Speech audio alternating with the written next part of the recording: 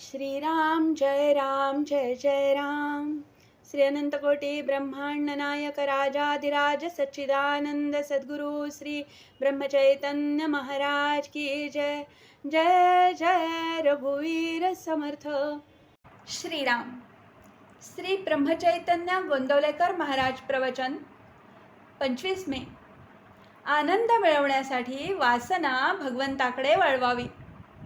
घरामध्ये सर्वांनी कसे हसून खेळून मजेत असावे। आपली वृत्ती अशी असावी की ज्याला आनंद पाहिजे असेल त्याने आपल्याकडे धाव घ्यावी। इतर संपत्ती कितीही दिली तरी पुरे पडत नाही, पण वृत्तीचा आनंद देऊन कधी संपत नाही। जीवन हे मूलतः आनंदमय आहे। सृष्टिक्रमावर सोडले तर ते सुखी होईल। आनंद अत्यंत विशाल आहे। देहबुद्धी मेली म्हणजेच त्याची प्राप्ती होत असते। आनंद मिळवणे हे सोपे आहे, पण हे समजून आपण सोपे झाले पाहिजे। आपण उपाधीने जड झालो आहोत, म्हणून आपण हलके झाले पाहिजे।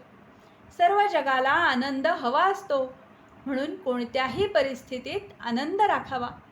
आनंद हा शाश्वत आहे, पण आपण विषयातच आनंद मानतो, त्यामुळे खरा शाश्वत आनंद आपल्याला मिळत नाही। फोड आला म्हणजे खाज सुटते आणि खाजवल्यावर रक्त आले तरी एक प्रकारचा आनंद आपल्याला होत असतो, पण म्हणून खाजवतच राहणे योग्य होईल का? कुत्र्याच्या तोंडात हाड असताना स्वतःच्या तोंडातले रक्तच तो चघळत असतो। त्यातले काही रक्त जमिनीवर पडून कमीही होत असते, परंतु तो हाडूक काहीही सोडित नाही। विषयाचा आनंद हा असाच असतो। कोणतीही वस्तू अस्तित्वात नसतानाही होणारा जो आनंद ते परमात्म्याचे व्यक्त स्वरूप आहे। वासना भगवंताकडे वळवली की मग आनंदाशिवाय दुसरा कोणता लाभ होणार? खरोखर वासना ही विस्तवासारखी आहे। ज्या विस्तवाने सुंदर स्वयंपाक करून कढत आणि ताजे अन्न खायला मिळते, तोच विस्तव जर घरावर ठेवला तर घर जाळून टाकतो। त्याप्रमाणे वासना भगवंताकडे वळली तर माणसाला आनंदरूप बनवते, पण ती जर विषयाकडे वळली तर त्याला दुःखामध्ये लोटते।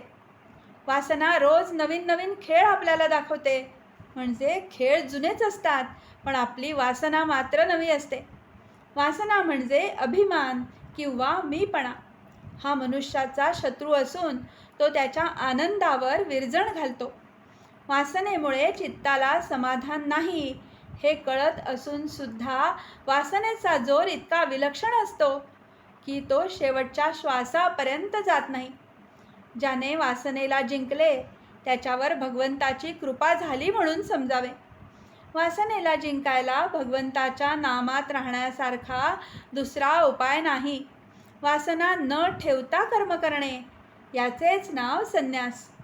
जिथे वासना संपली तिथे आनंदच आहे। आजचे बोधवचन।